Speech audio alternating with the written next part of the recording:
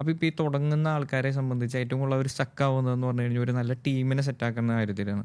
അപ്പോൾ ആ ഒരു ടീമിലേക്ക് എത്താൻ എന്നുണ്ടെങ്കിൽ ജസ്റ്റ് ചിലപ്പോൾ ഡിസൈനിങ് മാത്രം അറിയാവുന്ന ഒരാളായിരിക്കും. അപ്പോൾ ചില ആൾക്കാർക്ക് ചിലപ്പോൾ ഈ ഓണ്ടർപ്രണർഷിപ്പ് ആയിരിക്കില്ല അവരുടെ ഒരു വേ.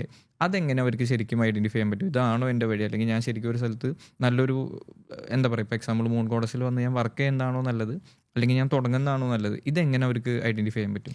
അതായത് ഒരു ബിസിനസ് തുടങ്ങുക എന്ന് പറഞ്ഞു കഴിഞ്ഞാൽ ഇപ്പോൾ ഒരു ഡിസൈനറാണ്, എനിക്ക് ഡിസൈൻ ചെയ്യാൻ മാത്രമേ അറിയുള്ളൂ, അങ്ങനെ ഉണ്ടെന്നുണ്ടെങ്കിൽ ഒരിക്കലും ഒരു ബിസിനസ് തുടങ്ങാൻ പറ്റില്ല.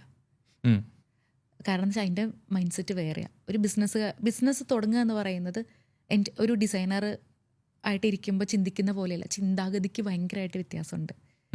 അതായത് ഇപ്പോൾ ഒരു എക്സാമ്പിൾ ഇപ്പോൾ എങ്ങനെയാണ് ഞാൻ പറയാം, ഇപ്പോൾ നമ്മളൊന്ന് വീണു, അയ്യോ ആരും കണ്ടില്ല, പൊടി തട്ടി എണീറ്റ് പോവാം എന്നുള്ള ഒന്ന് ചിന്തിക്കും.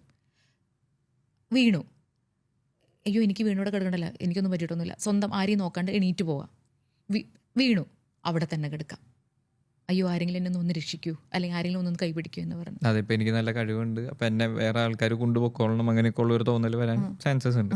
പിന്നെ അത് മാത്രമല്ല, ഫിനാൻഷ്യൽ സ്റ്റെബിലിറ്റി വളരെ ഇമ്പോർട്ടൻ്റ് ആണ് ബിസിനസ്സിൽ, അല്ലെങ്കിൽ കയറാൻ പറ്റില്ല. ഇപ്പം എല്ലാവരും പറയും സീറോയിൽ സ്റ്റാർട്ട് ചെയ്തു എന്ന്. ഒരിക്കലും ഒരു രൂപയില്ലാണ്ട് സ്റ്റാർട്ട് ചെയ്യാൻ പറ്റുമെന്ന് എനിക്ക് തോന്നുന്നില്ല. എനിക്ക് പറ്റില്ല, എനിക്ക് പറ്റിയിട്ടുമില്ല. കാരണം എന്ന് വെച്ച് കഴിഞ്ഞാൽ ഇപ്പോൾ എന്തിനും ഏതിനും ഇപ്പം നമ്മുടെ ടൈം നമ്മൾ കൊടുക്കേണ്ടതെന്ന് പറഞ്ഞില്ലേ, അതൊരു ഇൻവെസ്റ്റ്മെൻറ്റ് തന്നെയല്ലേ.